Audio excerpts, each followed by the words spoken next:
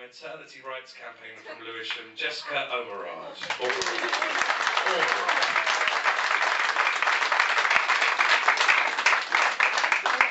I'm short, this needs to come down.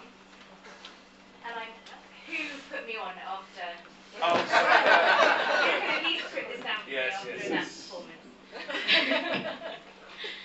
Okay, hi everyone. I'm also from Lewisham. My name is Jessica Ormerod, and I'm standing for the NHA to protect an already frail maternity service and to ensure that my own 3 girls, hello chaps, are given the same care I had for their births when they become mothers themselves in 45 years' time, not anytime soon, please. Across the country, maternity units are being downgraded or closed. More women are facing longer journeys to give birth to their babies in safety. Women are being denied choice in where to give birth, and midwives are being strained and de-skilled. And why does this matter? Maternity is unlike any other health service. The users aren't patients, they don't need treatment, they need care, sometimes complex care, and they need respect.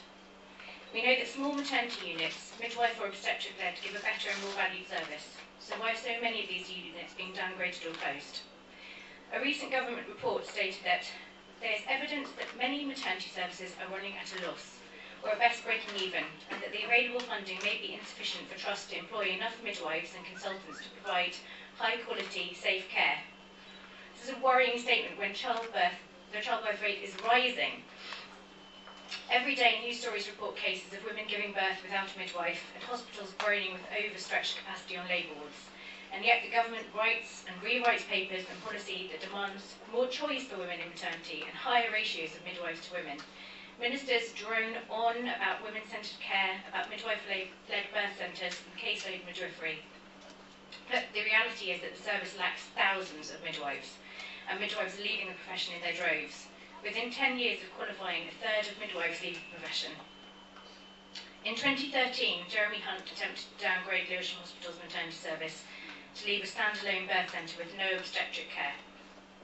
Despite the fact that Lewisham sees over 4,000 births per year and houses some of our country's most deprived women, with all the complex healthcare and challenges of that population. Only 12% of women in Lewisham would have been able to use that midwife-led unit.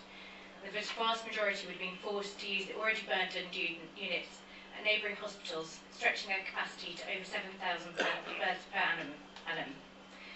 Lewisham Hospital battled Hunt in the courts twice and won both times. Lewisham was a test case for many maternity centres up and down the country, and Hunt was so outraged that he had lost in Lewisham that he introduced Clause 119 to push through closures and downgrades to service provision more easily and without the hassle of having to go to court. And where were the headlines? Where was the debate? No hospital or maternity service in this country is safe, and that means fewer and fewer women will have access to good, comprehensive local care. Childbirth is intimate. It requires a mother to feel safe in her environment and confident about the support from her midwives. No one wants to be herded into cavernous hospital wards with anonymous carers and a conveyor belt service to give birth in fear or under the surgeon's knife. I believe that we need to challenge the assumption that bigger is better. We need to demand named midwives for all women and a service that genuinely caters for all.